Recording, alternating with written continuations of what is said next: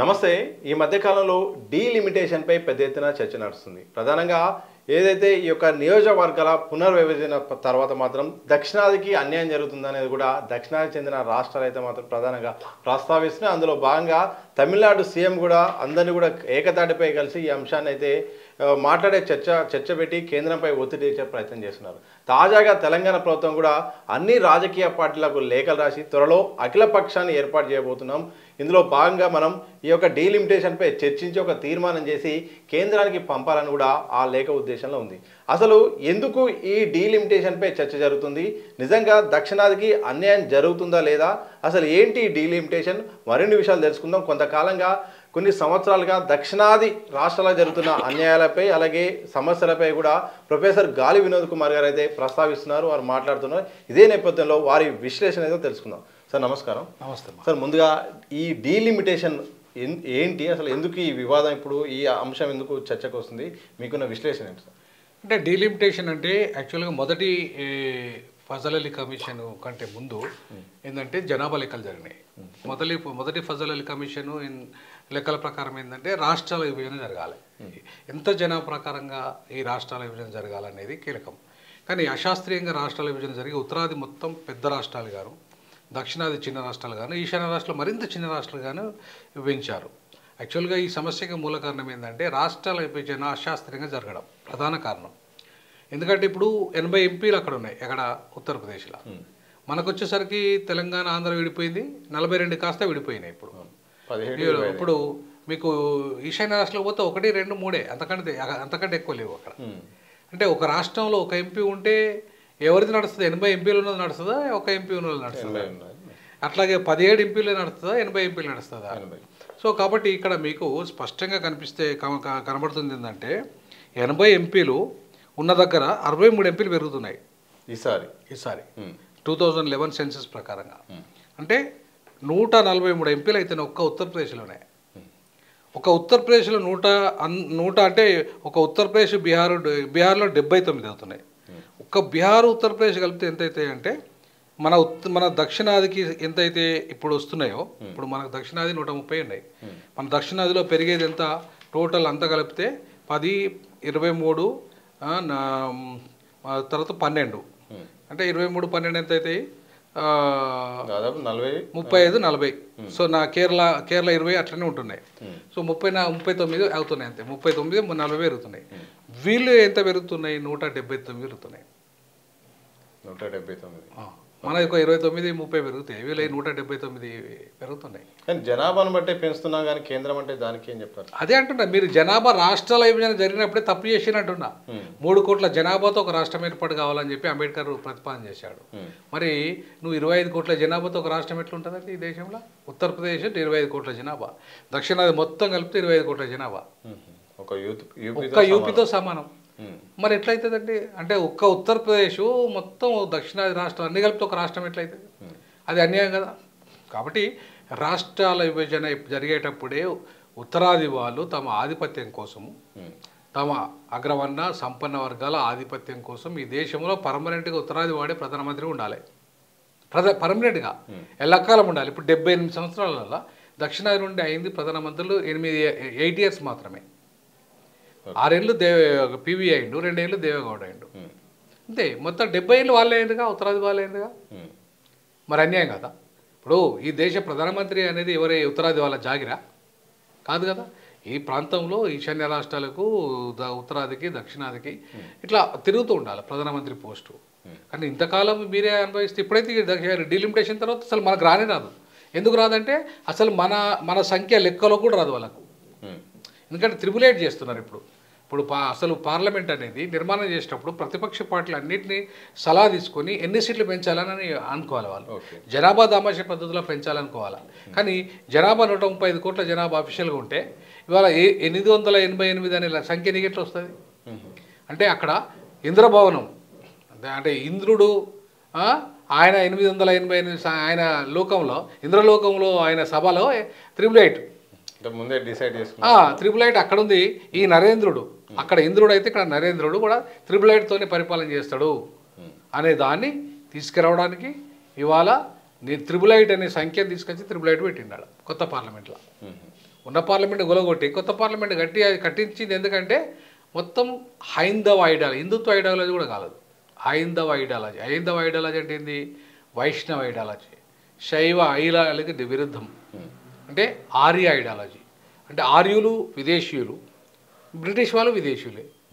ఈ దేశాన్ని ఇప్పుడు బ్రిటిష్ వాళ్ళు వెళ్ళిపోయిన తర్వాత ఆర్యులు పరిపాలిస్తున్నారుగా, వాళ్ళు కూడా విదేశీయులే. అంటే ఇప్పుడు బీజేపీ విదేశీ సంతతి వాళ్ళే పరిపాలిస్తున్నారు, కాంగ్రెస్ విదేశీ సంతతి వాళ్ళే పరిపాలిస్తున్నారు ఈ దేశాన్ని. కాబట్టి మాలాంటి వాళ్ళను మొదటి నుండి మేము వ్యతిరేకిస్తాం ఏంటంటే, మీ ఆర్య సంతతి అనే మీ జాతి ఆ మూలాలు అక్కడ ఉన్నాయి. మీరెవరు? మా దేశం, మా ద్రవిడ జాతి ఇది, ఈ దేశం ద్రవిడ దేశము, మీరు మమ్మల్ని పరిపాలిస్తున్నారు అన్యాయంగా వచ్చి. ఈ దేశం అంతా ఒకటే, కానీ కొందరు ఈ దక్షిణాది చెందిన కొందరు నేతలు కానీ రాష్ట్రాల మధ్య విభజన చేసి దక్షిణాది ఉత్తరాది అనే కొత్త పదాలను వాడుతున్నారు తప్ప దేశం సమానంగా చూస్తున్నాం అనేది కూడా బీజేపీ. మరి దేశం సమానమైనప్పుడు 3 కోట్ల జనాభాకు ఒక రాష్ట్రం చేయి, ఎందుకు చేస్తలేవు? దేశం సమానమని మేము కూడా ఒప్పుకుంటాం. ఎప్పుడు ఒప్పుకుంటాం? అన్ని రాష్ట్రాలు సమానమైన జనాభా ఉన్నప్పుడు ఒప్పుకుంటాం. మరి ఎందుకు లేదు? ఈ దేశంలో ఎందుకు లేదు? చేయొచ్చు కదా. ఇప్పుడు డీలిమిటేషన్ 2026లో రాబోతున్నది. ఇప్పుడైనా కూడా డీలిమిటేషన్ జనాభా లెక్కల ప్రకారంగా 3 కోట్ల జనాభాకు ఒక రాష్ట్రం చేసే దమ్ముందా మీ మోడీకి? ఉందా? లేదు. ఇప్పటి వరకు 1955లో అంబేద్కర్ హైదరాబాద్ సెకండ్ క్యాపిటల్ చేయాలన్నాడు దక్షిణాదికి. ఉత్తరాదికి ఢిల్లీ ఉన్నది, దక్షిణాదికి హైదరాబాద్ చేయాలన్నాడు. మరి ఇంతవరకు ఎందుకు చర్చలు పెట్టలేదు? మీరు ఎంతవరకు చేయలేదు ఎందుకు? మీరు అన్ని రకాలుగా సేఫ్ హైదరాబాద్, సెక్యూరిటీ పరంగా సేఫ్, డిఫెన్స్ ఇక్కడే ఉన్నాయి. ఇక అన్ని వాతావరణం అద్భుతమైన వాతావరణం. ప్రపంచ నగరంలో అసలు ప్రపంచంలోనే ఈవెన్ న్యూయార్క్ కంటే కూడా ఎందుకంటే నేను న్యూయార్క్ వెళ్ళినా, నేను చాలా దేశాలు పోయినా. సో అద్భుతమైన వాతావరణం కలిగిన ఈ ప్రాంతం ఇక్కడ దక్కన్ పీఠభూమి, capital of the south India. ఇది ఎందుకు సెకండ్ క్యాపిటల్గా దీన్ని తీసుకొస్తలేవు? ఎందుకు చేయట్లేదు మీరు? అది కాంగ్రెస్ కావచ్చు, బీజేపీ కావచ్చు, ఈ దేశాన్ని పరిపాలించింది మీరే కదా. మీరు ఎందుకు హైదరాబాద్ను దేశం రెండో చేయట్లేదు? చేస్తే నిధులు వస్తాయి కదా. ఇప్పుడు ఢిల్లీ కార్పొరేషన్కి ఎన్ని నిధులు వస్తున్నాయంటే, మొత్తం హైదరాబాదు ఇప్పుడు ఏదైతే దక్షిణాదిలో ఉన్న క్యాపిటల్ సిటీస్ అన్నిటికీ ఎంత నిధులు వస్తున్నాయో కార్పొరేషన్లకు, ఒక్క ఢిల్లీ కార్పొరేషన్కి అన్ని నిధులు వస్తున్నాయి. ఎందుకు వస్తున్నాయి? ఎందుకంటే క్యాపిటల్ సిటీ అక్కడ ఉంది కాబట్టి. ఓకే. అదే సేమ్ హైదరాబాద్ కూడా సెకండ్ క్యాపిటల్ ఉంటే ఢిల్లీకి ఎంత బడ్జెట్ వస్తుంది, ఇక్కడ అంత బడ్జెట్ వస్తుంది. డీలిమిటేషన్ వల్ల జరిగే నష్టాలు ఏంటి సార్? దక్షిణాది ప్రధానంగా అంశాల వారిగా డీలిమిటేషన్ నష్టాలు ఏంటంటే, ఫస్ట్ మన సంఖ్య చాలా తక్కువ సంఖ్యలో ఉంటుంది. ఏటా మనకు 130 స్థానాలు ఉన్నాయి. ఇప్పుడు మనకు పెరిగితే ఒక 30 స్థానాలు పెరుగుతాయి, అంటే మనం 120కి వస్తాం. వాళ్ళ ఇప్పటికీ 303 స్థానాలు ఉన్నాయి. అది ఓన్లీ ఉత్తరాది, ఇంకా నేను చెప్పేది మధ్య భారతదేశం చెప్పట్లేదు, ఓన్లీ ఉత్తరాది రాష్ట్రాలు చెప్తున్నా. 303 స్థానాలు ఉన్నాయి.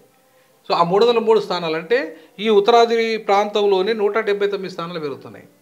అంటే ఎన్నైతేనే దగ్గర వాళ్ళవి ఇంకా డబుల్ అయిపోతున్నాయి. అంటే దగ్గర 500-600 స్థానాలకు వచ్చేస్తున్నారు వాళ్ళు. మనకు తిప్పి కొడితే 160 స్థానాలు మనం ఉంటున్నాం. మనం ఎక్కడైనా లెక్క అవుతుందా? మనల్ని ఎవడన్నా కాంతడా? ఇప్పటికే వాడు కాంతలేడు మనల్ని. నేను ఒక సూటి ప్రశ్న తెలుసుకున్నా. ఆంధ్రప్రదేశ్ను విభజించి తెలంగాణ పేరుతుంది, ఓకే. మరి ఉత్తరప్రదేశ్ ఎందుకు విభజించలేదు మీరు? మాయావతి అసెంబ్లీ తీర్మానం చేసి 4 రాష్ట్రాలు చేయమని చెప్పింది. విదర్భ, ఆంధ్రప్రదేశ్, బుందేల్ఖండ్, ఇవాళ ఇట్లా 4 రాష్ట్రాలు చేయమని చెప్పేసి ఆమె తీర్మానం చేస్తే మీరు ఎందుకు చేయలేదు? ఇదే కాంగ్రెస్ పార్టీ ఎందుకు వ్యతిరేకించింది? ఇదే బీజేపీ ఎందుకు వ్యతిరేకించింది? అంటే ఉత్తరాది ఆధిపత్యము మీకు మీ ఉండాలని, మీ హిందీ భాష మొత్తం దేశమంతా విస్తరిస్తే మొత్తం ఇప్పటికే ఉత్తరాది ప్రాంతంలో 25 ప్రాంతీయ భాషలు క్లోజ్ అయిపోయినాయి. హిందీ మీరు బలవంతంగా రుద్దడం వల్ల రేపు దక్షిణాదిలో బలవంతంగా రుద్దేస్తే మా తెలుగు పోతుంది, తమిళ్ పోతుంది, కన్నడ పోతుంది, మలయాళం తెలుగు పోతుంది, గోండి పోతుంది, మాకు ఆదివాసులు మొత్తం భాషలన్నీ పోతాయి కదా. మరి ఏం కావాలి అప్పుడు? అంటే మా అస్తిత్వం పోతుంది కదా. మేము పొద్దుస్తమానం హిందీ మాట్లాడకుండా కూర్చోవాలా, ఉర్దూ పోతుంది. అంటే ఇవాళ మా ప్రాంతం మీద మీ భాషా పేరు మీద ఆధిపత్యము, మీరు డీలిమిటేషన్ పేరు మీద ఆధిపత్యం చేయాలనుకుంటున్నారు, సంఖ్య మీద పెంచుకోవాలనుకుంటున్నారు. మీ బడ్జెట్ మేము 61% పన్నులు కడుతున్నాం దక్షిణాది నుండి, కానీ మీరు కడుతుందే మొత్తం ఇంత పెద్ద దేశంలో 39% మీరు పన్నులు కడుతున్నారు. అసలు ఈ దేశాన్ని కాపాడుతున్నది మేము, అవునా? మాకు ఇస్తున్నది ఎంత? ₹1 మేము కడితే, తెలంగాణ వాళ్ళు ₹1 కడితే ₹43 రిటర్న్ ఇస్తున్నావు. అదే బీహారు ₹1 కడితే ₹706 ఇస్తున్నావు. అంటే అదే యూపీ కడితే, యూపీ ₹1 మీకు కడితే అక్కడ ₹4.30 ఇస్తున్నావు. అంటే మేము పన్నులు చెల్లించేటోళ్ళం, వాళ్ళు పన్నులు ఎగ్గొట్టేళ్ళు, వాళ్ళకు మాత్రం డబుల్ త్రిబుల్ ఇంత బడ్జెట్ పోతుంది, సంఖ్య పోతుంది. దేశ ప్రధానమంత్రి మీరే, దేశ రాష్ట్రపతి మీరే, దేశ స్పీకర్ మీరే, ఉపరాష్ట్రపతి మీరే. అరే మేము ఎందుకే ఈ దేశంలో ఎందుకు ఉండాలి? మేము సపరేట్ దేశం ఇవ్వండి, మాకు సపరేట్ దేశం ఇవ్వండి. మాకు ప్రధానమంత్రి ఉంటాడు, మాకు రాష్ట్రపతి ఉంటాడు, మాకు ఎవరు ఉంటుంది? ఉత్తర కొరియా దక్షిణ కొరియా కాలేదా? సో దక్షిణ భారతదేశాన్ని ఒక దేశంగా ప్రకటించాలని చెప్తున్నారు. మరి ఇట్లా చేస్తే అన్యాయం చేస్తే ప్రకటించాల్సిన అవసరం ఏర్పడుతుంది కదా. అట్లాంటి వాళ్ళు అంబేద్కర్ ఆ రోజు అందుకే హెచ్చరించేయండి అంబేద్కర్, మీరు ఇట్లనే చేస్తే మాత్రం వాళ్ళు సపరేట్ దేశం అడుగుతారన్నాడు. మీరు ఇట్లనే చేసి ఉత్తరాది ఆధిపత్యాన్ని, మీ భాషాధిపత్యాన్ని సేమ్ అప్పుడు కూడా ఇదే ఆధిపత్యం ఉంది. అప్పుడు అదే చెప్పాడు అంబేద్కర్, మీరు ఇంత పెద్ద రాష్ట్రాలను చేశారు, అక్కడ చిన్న రాష్ట్రాలను చేశారు, దక్షిణ భారతదేశంలో ఈశాన్య రాష్ట్రాలు ఇంకా అధ్వానం చేశారు, అంటే మీ కింద నలిగిపోవాలన్నా వీళ్ళంతా అని అడిగాడు అంబేద్కర్. మరి వాళ్ళ ఆధిపత్యం కోసం ఈ దేశాన్ని ఎప్పుడు పర్మనెంట్గా వాళ్ళే ప్రధానమంత్రులు కావాలి, పర్మనెంట్గా వాళ్ళే ఉండాలంటే మరి దేశంలో అంతర్గత యుద్ధం రాదా? దక్షిణాది వాళ్ళు ఇవాళ యుద్ధం ప్రకటించారు, యుద్ధం స్టాలిన్ ప్రకటించట్లేదా? ఇవాళ యుద్ధం ఎందుకు ప్రకటిస్తున్నారు అంటే ఆ ప్రాంత అస్తిత్వం గురించి, ఆ ప్రాంతంలో ఉన్న బడ్జెట్ గురించి, పేద ప్రజల అభివృద్ధి కోసం. ఇంత అభివృద్ధి జరుగుతుంది, అంత అభివృద్ధి 100 ఏళ్ళు అడ్వాన్స్ ఉన్నాం మనం బీహార్ కంటే, యూపీ కంటే, ఈ రాష్ట్రాల కంటే కూడా 100 ఏళ్ళు అడ్వాన్స్ ఉన్న మనల్ని ఈ 100 ఏళ్ళు వెనుకగా నెట్టేసే ప్రయత్నం చేస్తున్నారు డీలిమిటేషన్ పేరు మీద. బడ్జెట్ 15th ఫైనాన్స్ కమిషన్ పేరు మీద మీరు ఒకప్పుడు రాష్ట్రాల బడ్జెట్ రాష్ట్ర జనాభా ప్రకారం ఇవ్వలేదు, రాష్ట్రం కింద కేటాయించారు. కానీ ఇప్పుడు రాష్ట్ర జనాభా ప్రకారంగా బడ్జెట్ ఇస్తున్నావు, రాష్ట్ర జనాభా ప్రకారంగా నువ్వు డీలిమిటేషన్ చేస్తున్నావు. పార్లమెంట్ జనాభా మరి నీ సంఖ్య 25 కోట్లు ఉన్నప్పుడు సంఖ్య పెరగదా నీకు? మాకు అన్యాయం కాదా? కాబట్టి ఇవాళ ఈ అస్తిత్వము, ఈ ఆత్మగౌరవ పోరాటము దక్షిణాది నుండి ఎందుకు మొదలైందంటే ఇందుకే మొదలైంది. ఇవాళ డిఎంకే మొత్తం అఖిలపక్ష సమావేశాలు ఎందుకు పెడుతున్నాడు? ఇవాళ రేవంత్ రెడ్డి కూడా అఖిలపక్ష సమావేశానికి పిలిపించాడు, అవునా కదా? సరే, ఈ సందర్భంలో ఇది జనాలకు అర్థమయ్యే సబ్జెక్టా? ఎందుకంటే డీలిమిటేషన్ అనేది, అలాగే దక్షిణాది సమస్యలు అనేది, ఇప్పుడు వివిధ రాష్ట్రాలు ఉన్నాయి, ఇన్ని రాష్ట్రాల్లో ఒక ఐక్యత ఉండాలి. ఇది సాధ్యమా? భావవ్యాప్తి సాధ్యమా? అసలు దీని జరుగుతున్న చర్చ కొంతవరకు రాజకీయ నాయకుల వరకే ఉంటుందా, లేకపోతే ఇది ఒక ఉద్యమ కార్యాచరణ దిశగా భవిష్యత్తులో అడుగుతాయి? 65 నుండి మొదలుకుంటే మీరు చూడండి, 85 వరకు దాదాపు 20 ఏళ్ళు హిందీ వ్యతిరేక ఉద్యమం తమిళనాడులో భారీగా జరిగింది, పెద్ద ఎత్తున జరిగింది, అవునా? మరి ఈ సమస్య ఉందనే కదా అంత పెద్ద ఉద్యమం నడిచింది. అన్నేళ్ళు చదివి దాదాపుగా 3-4 లక్షల మంది చచ్చిపోయారు ఈ భాష ఉద్యమం పేరు మీద. మరి ఇవాళ ఆ సమస్య ఉంటేనా లేకపోతేనా? మిగతా రాష్ట్రాల పరిస్థితి ఇప్పుడు దక్షిణాదిలో ఒకటి, ఇప్పుడు మీకు ఆర్టికల్ 1 ఉంది ఇక్కడ, ఏమని చెప్తుంది? Name and territory of union అని చెప్తుంది, అవునా కదా? India, that is Bharat, shall be a union of states అని చెప్తుంది. అంటే ఈ స్టేట్స్ అన్ని కలిపితేనే భారత్, ఇండియా. అంతేగాని భారత్ ఈ రాష్ట్రాలు లేకుండా భారత్ ఉందా ఈ దేశం? మరి లేనప్పుడు మరి ఈ రాష్ట్రాల సమస్యలను ఎందుకు పట్టించుకోవట్లేదు? ఈ రాష్ట్రాల భాషల సమస్యను ఎందుకు పట్టించుకోవట్లేదు? ఈ బడ్జెట్ సమస్యను ఎందుకు పట్టించుకోవట్లేదు? ఈ రాష్ట్రాలకు సంబంధించి డీలిమిటేషన్ మా పార్లమెంట్ సంఖ్య ఫ్రీజ్ ఎందుకు చేస్తలేవు నువ్వు? అప్పుడు 30 ఏళ్ళు 25 ఏళ్ళు ఆమె ఫ్రీజ్ చేసింది ఎవరు? ఇందిరాగాంధీ గారు. తర్వాత 25 ఏళ్ళు ఈయన ఫ్రీజ్ చేశాడు ఎవరు? మన వాజ్పేయి గారు. నువ్వెందుకు ఫ్రీజ్ చేయవు? నువ్వు కూడా ఫ్రీజ్ చేయి 30 ఏళ్ళు, 25-30 ఏళ్ళు నువ్వు కూడా ఫ్రీజ్ చేసాయి. చేయడం వల్ల అప్పటికి మా ఏరియాలో, మా ప్రాంతంలో జనాభా తక్కువ ఉంది కాబట్టి మేము పెంచుకుంటాం. ఇప్పుడు చంద్రబాబు నాయుడు అంటాడు ఒక్కొక్క 4 పిల్లలు కనడమని, అట్లా కంటాం. ఇంకా 30 ఏళ్ళు మాకు టైం ఇస్తే. సరే, డీలిమిటేషన్ అనేది అనివార్యమైనప్పుడు ఈ యొక్క స్థానాలను పెంపు కానీ ఒకవేళ మార్పు చేర్పు జరగాలన్నా ఏ ప్రాతిపదికన తీసుకోవాలి? ఆ ప్రాతిపదికన తీసుకుంటే దక్షిణాది రాష్ట్రాలకు బెనిఫిట్ అయ్యే అవకాశం ఉంటుంది. డీలిమిటేషన్ను ఫస్ట్ తీసుకోవాల్సింది 3 కోట్ల జనాభాతో ఒక రాష్ట్రంగా చేయాలి ఫస్ట్. అది సాధ్యం కాని ఎడల అది సాధ్యం కావాలి. ఎందుకు సాధ్యం కావాలంటారంటే 55లో మొదటి రాష్ట్రాల విభజన కమిషన్ ఏర్పడ్డది, తర్వాత విభజన కమిషన్ రాలే. ఎందుకు? జనాభా పెరిగిన తర్వాత రాష్ట్రాలను విభజించాలా లేదా? ఈ దేశంలో ఇప్పటికీ 30 రాష్ట్రాల డిమాండ్, చిన్న రాష్ట్రాలు కావాలని డిమాండ్ ఉంది, 30 ప్రాంతాలలో ఉంది. నువ్వు ఎందుకు చేస్తలేవు? ఇప్పుడు 25 కోట్ల జనాభా ఉన్న అమెరికా 50 రాష్ట్రాలుగా ఏర్పడ్డది. 50, ఒకటి కాదు, 2 కాదు, 135-140 కోట్ల జనాభా ఉన్న భారతదేశం ఎన్ని రాష్ట్రాలు కావాలి చెప్పండి? ఎందుకు 28 రాష్ట్రాలకే పరిమితం చేసినావు? ఈవెన్ జమ్మూ కాశ్మీర్ను కూడా నువ్వు రాష్ట్ర హోదా తీసేసినావు. అంటే 29 ఉంటే 28కు వెళ్ళిపోయినావు. అంటే ఇవాళ మనకు కావలసిన రాష్ట్రాలు ఎన్ని కావాలంటే కనీసం ఒక 70 రాష్ట్రాలు ఉండాలంటే ఇంకొక 40 రాష్ట్రాలు అదనంగా ఉండాలి. మరి ఎందుకు చేస్తలేదు? నీకు ఆల్రెడీ డిమాండ్ ఉంది కదా ప్రజల దగ్గరికి వెళ్ళి. అంటే ఇది ఈ దేశంలో ప్రజాస్వామ్యం కాపాడాలన్నా వద్దా? ఇప్పుడు ఈ రాష్ట్రాల విభజన జరగాల్సింది ఎందుకంటే పరిపాలన విభజన కోసం, ప్రజలు సమగ్రంగా అభివృద్ధి చెందడం కోసం, పథకాలు సక్రమంగా అమలు చేయడం కోసం. ఇప్పుడు మనం 36 లక్షల మల్కాజ్గిరి కాన్స్టిట్యూన్సీ ఉంది. ఆయన 36 లక్షల మంది కలిసే ఆస్కారం ఉంటుందా 5 ఏళ్లలో కనీసం? ఒక ఎంపీ 36 లక్షల మందిని కలవగలుగుతాడా? వార్డులో తిరగలుగుతాడా? అంతమంది ఎంపీ ఉంటే ఎట్లా చెప్పండి? ఒక్కొక్క కాన్స్టిట్యూన్సీలో 36 లక్షల మంది ఓటర్లు ఉంటే 30 లక్షల మంది ఓటర్లు అసలు ఆయన కలవడానికి ఆయన 5 ఏళ్ళ టైం సరిపోదు. కలవడానికి పుట్టిగా ఆయన ఏం చేయలేడు, అది కాని పని. మరి ఇట్లాంటి సిచ్యువేషన్స్లో డీలిమిటేషన్తో ఇప్పుడు డీలిమిటేషన్తో ఒక పార్లమెంట్ కాన్స్టిట్యున్సీకి ఒక 5 లక్షలు. సార్ నేనేమంటాను సార్, ఇప్పుడు తెలంగాణ రాష్ట్ర విభజనే కొన్ని సంవత్సరాల పాటు పోరాటంతో జరిగింది. ఇప్పుడు అర్జెంటుగా 2-3 సంవత్సరాల్లో ఇప్పుడు 2026 వరకే ఈ యొక్క లిమిటేషన్ చేయాలని చూస్తున్నారు. ఇలాంటి సందర్భంలో కేంద్రం ముందున్న ఈ రాష్ట్రాల ప్రత్యేక రాష్ట్ర ఏర్పాటు కాకుండా ఇంకా ముందున్న వేరే లక్ష్యం ఏంటి అసలు? ప్రత్యేక రాష్ట్రాలు కాకుండా డీలిమిటేషన్ని వెంటనే చేయాలి. చేసిన తర్వాత ఏం చేయాలి? సంఖ్య ఇక్కడ తగ్గియకుండా, అక్కడ పెంచకుండా, అక్కడ పెంచొద్దు, ఇక్కడ తగ్గియద్దు, ఫ్రీజ్ చేయాలి. నువ్వు జనాభా ఇప్పుడు వద్దు, నువ్వు జనాభా లెక్కలది తర్వాత పునర్విభజన చేసుకో. ఏది ఫర్ ఎగ్జాంపుల్ జనరల్ ఉన్నదాన్ని ఎస్సీ చేసుకో, ఎస్సీ ఉన్నదాన్ని జనరల్ చేసుకో. ఇట్లా నువ్వు నీ పార్లమెంటు స్థానాలన్నీ పునర్విభజన చేసుకో. కానీ పెంచకు, తగ్గించకు, తగ్గించకు. నీకు ఎట్లాగా అసెంబ్లీ స్థానాలు పెంచాల్సిందే, ఎందుకంటే రాష్ట్రం ఉమ్మడి రాష్ట్ర విభజన జరిగింది కాబట్టి అసెంబ్లీ స్థానాలు పెంచేసి పార్లమెంట్ స్థానాలు పెంచకు. నువ్వు అక్కడ పెంచి దేశంలో ఎక్కడ పెంచకు, ఇక్కడ కూడా పెంచకు, తగ్గించకు. కాకపోతే పునర్విభజన చేసుకో. ఏంది? ఎక్కడైతే ఎస్సీ జనాభా పెరుగుతుందో అక్కడ దాన్ని రిజర్వేషన్ చేసుకో. ఎక్కడ ఓసీ జనాభా ఉంటుందో మహిళలకు ఇచ్చుకో. దీంట్లోనే కోట 33% మహిళలకు ఇచ్చుకో, ప్రాబ్లం లేదు. కానీ పెంచితే మాత్రమే దేశంలో సివిల్ వార్ వస్తుంది. పెంచితే, ఎందుకంటే సపరేట్ దేశమే కావాలని ఒక పెద్ద యుద్ధం మొదలవుతుంది. సో మీరు ఒక అంశం చెప్పారు కాబట్టి అడుగుతున్నాను సార్, ఒకవేళ తెలంగాణ రాష్ట్రంలో ఇప్పుడు 119 స్థానాలు అయితే ఉన్నాయి, ఒకవేళ ఈ పునర్విభజన ద్వారా ఎన్ని స్థానాలు పెరిగే అవకాశం ఉందా మన ప్రాంతంలో? పునర్విభజన ద్వారా, డీలిమిటేషన్ ద్వారా ఒక తెలంగాణలో 6 స్థానాలు ఎంపీ స్థానాలు పెరుగుతాయి, ఆంధ్రప్రదేశ్లో 6 పెరుగుతాయి. అంతకంటే అసెంబ్లీ స్థానాలు సుమారుగా 50 పెరుగుతాయి. ఇక్కడ 50 పెరుగుతాయి, అక్కడ 75 పెరుగుతాయి. ఇంకా సో ఒక 200 నియర్లీ దగ్గర 200 వరకు పెరిగే అవకాశం, 175, 180 వరకు అట్లా. ఇప్పుడు మన దగ్గర 119 ఉన్నాయి కదా, దాదాపుగా ఒక 50 అడిషనల్గా పెరిగే అవకాశం ఉంది. సో దాంతో ఏమవుతుంది, 119 కాస్త 170 అవుతుంది.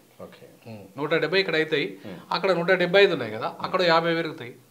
సో అది కాస్త 225 అవుతాయి, 250 అవుతాయి. తాజాగా తెలంగాణ ప్రభుత్వం యొక్క అఖిలపక్షం ఏర్పాటు కోసం అయితే వివిధ రాజకీయ పార్టీలకైతే బట్టి విక్రమార్క గారు, జానారెడ్డి గారు కలిసి లేఖ రాశారు, బహిరంగ లేఖ. త్వరలో ఒక డేట్ ప్రకటిస్తాం, స్థలం ప్రకటిస్తాం అని చెప్పారు. ఆ యొక్క నిర్ణయాన్ని మీరు ఎట్లా చూస్తారు? దాంతో పాటు బీజేపీ, బీఆర్ఎస్ హాజరైతా లేదని ఒక సమస్య ఉంది. ఇలాంటి అంశాల్లో వాళ్ళు హాజరు కావాలా? హాజరు కాకపోతే ఎట్లా ఉంటుంది? హాజరు కాకపోతే వాళ్ళని ద్రోహులుగా ప్రకటించాలి. మొన్ననే హాజరు కాలేదు. మొన్న అఖిలపక్షం దేనికోసం పెట్టారు? కేంద్ర నిధుల కోసం పెట్టారు. నిధులు అప్పుడు నువ్వు వచ్చి ఎందుకు మాట్లాడలేదు? మీరు ఎంపీలు కదా, మీరు రాజ్యసభ సభ్యులు ఉన్నారు కదా మీకు ఆల్రెడీ. బీఆర్ఎస్కి, బీజేపీకి ఎంపీలు ఉన్నారు కదా 8 మంది. మీరు ఎందుకు రారు? మీరు ఓట్లే లేదా తెలంగాణ ప్రజలు మీకు? ఇవాళ డీలిమిటేషన్ విషయాలు కూడా మీరు రావాలి, మీ వైఖరి ఏదో చెప్పాలి, మీ పార్టీ వైఖరి ఏదో చెప్పాలి. ఇవాళ ఇక్కడ తెలంగాణలో తగ్గిపోతుంటే, సీట్లు తగ్గిపోతుంటే, అక్కడ ఉత్తరాదిలో పెరుగుతుంటే, దక్షిణాదిలో తగ్గిపోతుంటే మీరు సపోర్ట్ చేస్తారా? మరి చేస్తే ఇక్కడ మీరు తక్షణమే రాజీనామా చేయాలి. అర్హులు కాదు మీరు. బండి సంజయ్ రాజీనామా చేయాలి, అట్లా కిషన్ రెడ్డి రాజీనామా చేయాలి కేంద్ర మంత్రి పదవులకు. ఎందుకు మీరు అర్హులు గారు? ఎందుకో మన సంఖ్య తగ్గించుకోవడానికి మిమ్మల్ని మంత్రి చేసింది. సో కాబట్టి ఇవాళ మన ప్రాంత హక్కులను కాపాడలేని చాతగాని చవట దద్దమ్మలైన మంత్రులు రాజీనామా చేయాలి. హైదరాబాద్ను దేశానికి 2వ రాజధాని చేపియలేని కిషన్ రెడ్డి, బండి సంజయ్ వెంటనే రాజీనామా చేయాలి. ఎందుకు మీరు అవసరమైంది మీతోని? ఇవాళ ఈ ప్రాంతం ముఖ్యమా లేకపోతే మీకు మంత్రి పదవులు ముఖ్యమా? ఈ ప్రాంతం ముఖ్యమైనప్పుడు ఖచ్చితంగా అటెండ్ కావాలి. మీ వైఖరిని చెప్పండి, మీ పార్టీ అధిష్టానాన్ని కూడా అదే వైఖరి చెప్పండి. ఖచ్చితంగా నిలదీయాల్సిన బాధ్యత ఉంది. అట్లాంటి చాతగానోళ్ళు రాజీనామా చేయాలి. ఇది 100% మా డిమాండ్. ఎందుకంటే తెలంగాణ కోసం త్యాగం చేసిన వాళ్ళం, ఉద్యోగాలు సైతం త్యాగం చేసిన వాళ్ళం, తెలంగాణ ఉద్యమంలో సీరియస్గా ఉన్న వాళ్ళం. తెలంగాణ తెచ్చుకునేది ఎవరి కోసం? మీలాంటి చోట దద్దమ్మల కోసమా తెలంగాణ తెచ్చుకున్నది? తెలంగాణ అస్తిత్వం మాతో గౌరవం కావాలి, తెలంగాణ అభివృద్ధి కావాలి, అన్ని రంగాల్లో ప్రపంచంతో పోటీ పడేది తెలంగాణ హైదరాబాద్ దేశానికి రెండవ రాజధాని చేయాలి, ఉత్తరాది కంటే ఎక్కువ డెవలప్ అయిపోతుంది. డీలిమిటేషన్లో భాగంగా తెలంగాణ రాష్ట్రంలో మాత్రం ఒక్క సీటు కూడా తగ్గదు, తగ్గించబోమని కూడా కేంద్ర మంత్రులు కిషన్ రెడ్డి, బండి సంజయ్ గారు చెప్తారు. 6 పెరుగుతున్నాయి, తగ్గించులు పక్కన పెట్టండి. 6 పెరుగుతున్నాయి. 6 పెరుగుతా లాభం ఏంది? అక్కడ 63 పెరుగుతాను ఉత్తరప్రదేశ్లో, నీ దగ్గర 6 పెరుగుతున్నాయి. అక్కడ 63 ఎక్కడ, నువ్వు 6 ఎక్కడండి? అక్కడ కూడా 6 పెంచు. నీకు దమ్ముంటే ఉత్తరప్రదేశ్లో కూడా 6 పెంచు. ఇక్కడ 6 పెరుగుతుంది కదా, దేశం మొత్తంలో ప్రతి రాష్ట్రంలో 6 పెంచు. 6 అంతకంటే ఎక్కువ పెరగదు. అట్లా పెంచే దమ్ము ఉందా నీకు? ఉందా? దానికి 6 కంటే ఎక్కువ పెరగదు ఎక్కడైనా, ఏ రాష్ట్రంలోనైనా. మొత్తం ఉన్న రాష్ట్రాల 28 రాష్ట్రాలలో లేదా 29 రాష్ట్రాలలో 6 సీట్ల కంటే ఎక్కువ పెరగదు. చేయమన్నాడు రెడీ. అట్లా చేయించే దమ్ము ఉందా మీకు? అసలు మీకు ఇక్కడ కామన్ క్యాపిటల్ గురించి సెకండ్ క్యాపిటల్ మాట్లాడే దమ్ము లేదు మీకు. అప్పుడు అటు కాంగ్రెస్ వాళ్ళకు లేదు, నా బీజేపీ వాళ్ళకు లేదు. సెకండ్ క్యాపిటల్ గురించి మాట్లాడే దమ్ము లేదు మీకు. ఈ ప్రాంతం గురించి మాట్లాడే అటు ఉత్తరాది పార్టీలు అవి, కాంగ్రెస్ అయినా బీజేపీ అయినా, ఆ పార్టీలలో దమ్ముగా ధైర్యంగా మాట్లాడతారా మీరు? మాట్లాడే అది ఉందా? మాట్లాడే దమ్ముందా మీకు? లేదు, ఖచ్చితంగా లేదని చెప్పాలి. ఇవాళ 2013లోనే నేను తెలంగాణ ఒకవైపు ఉంటేనే తెలంగాణ క్యాపిటల్గా హైదరాబాద్ ఉండాలి, దేశానికి కూడా రెండో రాజధాని చేయమని చెప్పడు. ఇదే చవట దద్దమ్మ ఎంపీలు కాంగ్రెస్లో ఉన్న వాళ్ళు ఎందుకు 22 మందితో మీటింగ్ పెడితే కాన్స్టిట్యూషన్ క్లబ్లో ఎందుకు సీమాంధ్ర ఎంపీలు మాట్లాడలేదండి? వ్యాపారాల కోసం కేసీఆర్తో కుమ్మక్కయ్యారు ఇక్కడ. కేసీఆర్తో కుమ్మక్కై మీ వ్యాపారాల కోసమా ఇవాళ ప్రజలు మీకు ఓటేసింది? కాదు కదా. ఇవాళ బండి సంజయ్ వ్యాపారాల కోసమో, కిషన్ రెడ్డి వ్యాపారాల కోసమో కాదు. ఈ ప్రాంత అస్తిత్వాన్ని, ఆత్మగౌరవాన్ని, ఇక్కడ అభివృద్ధిని తీసుకురావడంలో వాళ్ళ బాధ్యత మంత్రులుగా. లేకపోతే రాజీనామా చేయండి మీరు, చేత కాకపోతే. ఖచ్చితంగా అటెండ్ కావాల్సిందే. అఖిలపక్షం అనేది బాధ్యత. మొన్న బడ్జెట్ విషయంలో మీరు కాలేదు, ఇప్పటికైనా ఖచ్చితంగా కావాల్సిందే తప్పకుండా. కాకపోతే మన దక్షిణాది జాయింట్ యాక్షన్ కమిటీ వాళ్ళిద్దరిని రాజీనామా చేయమని చెప్పేసి డిమాండ్ చేస్తారు. సార్ చివరిగా ఒక మాట చెప్పి ముగించండి సార్. ఒకవేళ డీలిమిటేషన్ జరిగి అక్కడ ఉత్తరాది స్థానాలు పెరిగి దక్షిణాదికి కొన్ని స్థానాలు పెరిగితే భవిష్యత్తులో ఎలాంటి పరిణామాలు ఉండబోతున్నాయి? భవిష్యత్తులో ఖచ్చితంగా ఉత్తరాదికి వ్యతిరేకంగా దక్షిణాది తమ అస్తిత్వ పోరాటం చేస్తుంది. అవసరం అనుకుంటే, అవసరమైతే ప్రత్యేక దేశమే అడుగుతుంది. ద్రవిడనాడు అనేది ఎప్పుడూ పెరియార్ నినాదం. అది ఎప్పుడూ 70లోనే వచ్చింది అది. ఎందుకంటే మీ ఆధిపత్యం అప్పుడేనే పెరిగిపోయింది, అప్పుడు 70 వరకే పెరిగిపోయింది. ఇప్పుడు మన హైదరాబాద్ చుట్టుపక్కల అన్ని వాడలా నీకు మార్వాడీలు, గుజరాతీలు, రాజస్థానీలేనా. మన వాళ్ళ వ్యాపారాలు ఎక్కడ ఉన్నాయండి? ఐటీలో వాళ్ళదేనా, ఫార్మా రంగంలో వాళ్ళదేనా, ప్రైవేట్ బ్యాంకులలో వాళ్ళేనా. ఈ చుట్టుపక్కల మా తార్నాక చుట్టుపక్కల నేను వచ్చినప్పుడు 20 ఏళ్ల క్రితం మన తెలంగాణ వాళ్ళు, ఆంధ్రలో ఉండే. ఇప్పుడు మొత్తం మార్వాడీలు, గుజరాతీలు, రాజస్థానీలు అయిపోయింది. వ్యాపారాలన్నీ వాళ్ళే అయిపోయినాయి. మరి ఏంటి పరిస్థితి మనది? నిరుద్యోగులు, మీలాంటి నిరుద్యోగులు చాలామంది నిరుద్యోగులు ఉన్నారు. వాళ్ళ పరిస్థితి ఏంటి? వాళ్ళకి ఎప్పుడు వ్యాపారాలు చేసుకోవాలి, వాళ్ళు ఎప్పుడు వాళ్ళ జీవితాలు బాగుపడాలి. కాబట్టి ఇవన్నీ సమస్యలు వస్తాయి. ఖచ్చితంగా ఈ సమస్యకు పరిష్కరించకుండా ఉత్తరాది పార్టీలను ఇక్కడ ఎట్టి పరిస్థితుల్లో వచ్చే రోజుల్లో ఒక్క సీటు కూడా గెలవని, ఒక్క సీటు కూడా కాంగ్రెస్ కావచ్చు, బీజేపీ కావచ్చు, ఎవరైనా ఈ దక్షిణాది ప్రాంతాన్ని వాళ్ళ సమస్యలు పట్టించుకుంటే మిమ్మల్ని పట్టించుకోవడం లేదంటే ఈ ప్రజలు మీకు ఓటేయరు. Okay, thank you very much sir. ఇది మొత్తంగా డీలిమిటేషన్ అంశంపై జరుగుతున్న చర్చలో భాగంగా ప్రొఫెసర్ గాలి వినోద్ కుమార్ అయితే వారి యొక్క స్పష్టంగా తమ విశ్లేషణ అందజేశారు. ఇలాంటి మరో వీడియోతో మళ్ళీ కలుద్దాం. చూస్తూనే ఉండండి దిశ టీవీ.